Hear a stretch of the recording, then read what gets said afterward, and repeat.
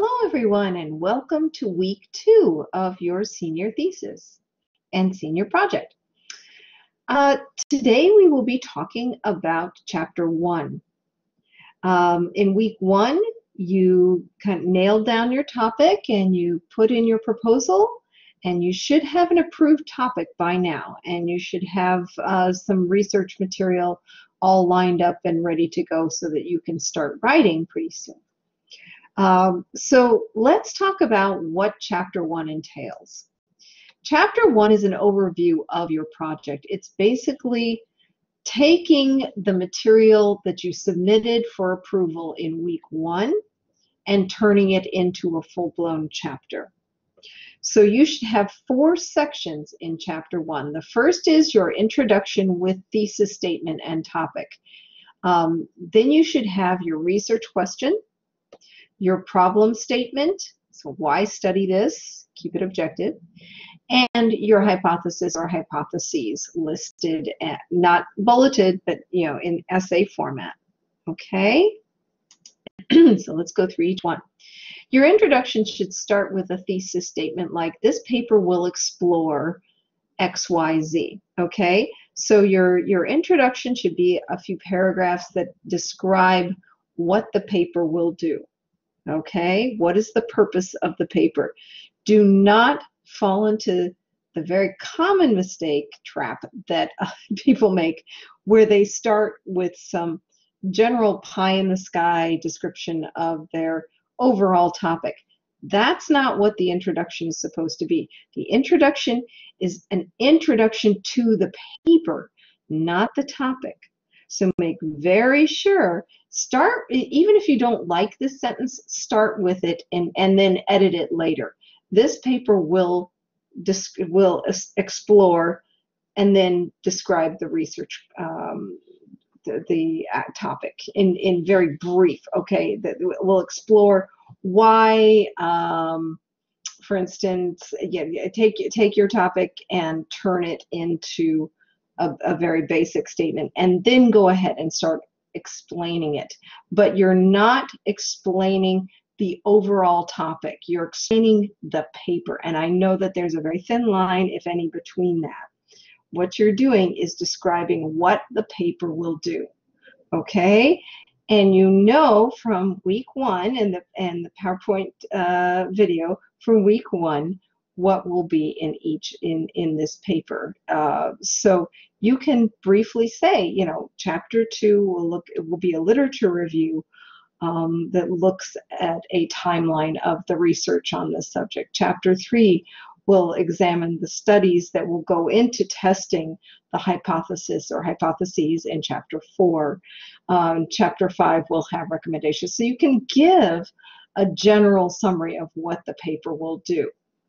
Okay? Then number 2, the research question. Describe the specific elements of the problem being addressed by the research. So what is the research question, and what is it describing? What is it asking? Describe the component parts of the research question. Okay, so go into detail. What is your research question, and to what is it referring? You then want your third part of chapter 1 to be about the problem statement.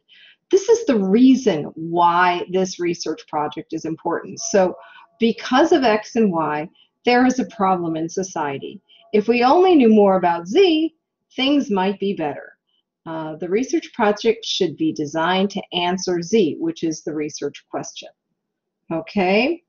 This section should describe the nature and magnitude of the problem, but keep it objective. Okay, you don't want to say this is a terrible problem or something like that. Stick to the facts, stick to that objective perspective of the topic of the problem. Okay, you're just basically saying, you're justifying why this should be studied. And then the 4th section of chapter 1 should include your hypothesis or hypotheses. So based on the research question, what are the expected outcomes for the research?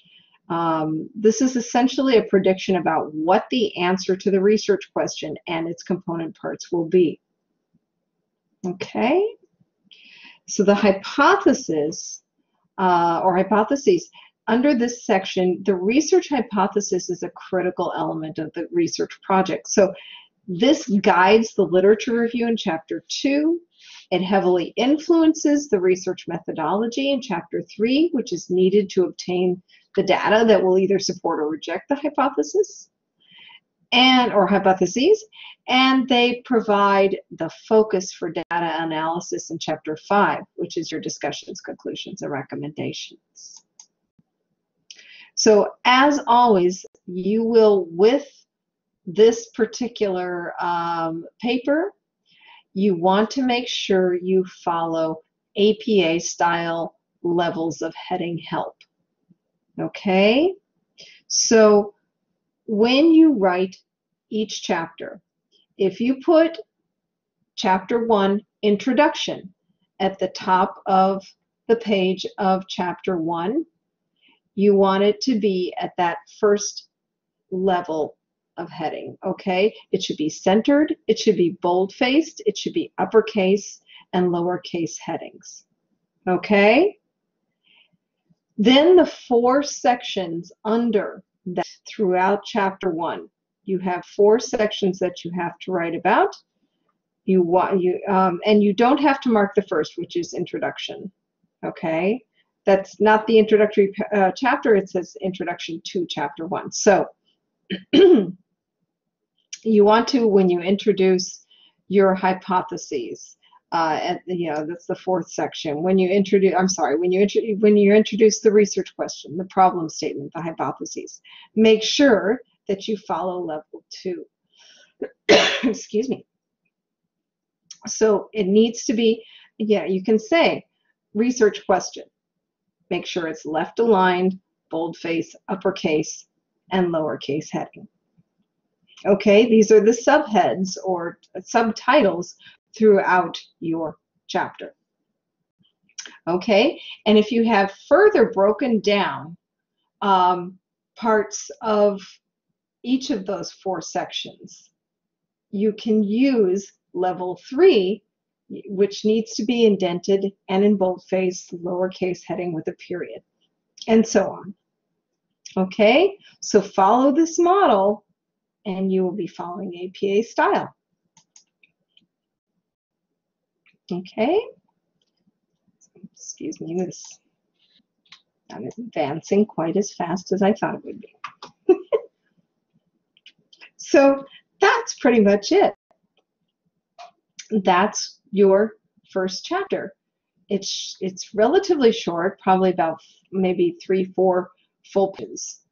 Okay, and it gives basically an introduction to the paper, not to the overall topic, just the paper. Tell the reader what they're going to read. Okay, if you have any questions, put them in the virtual office or email me. I will look forward to talking with you, and have a great week.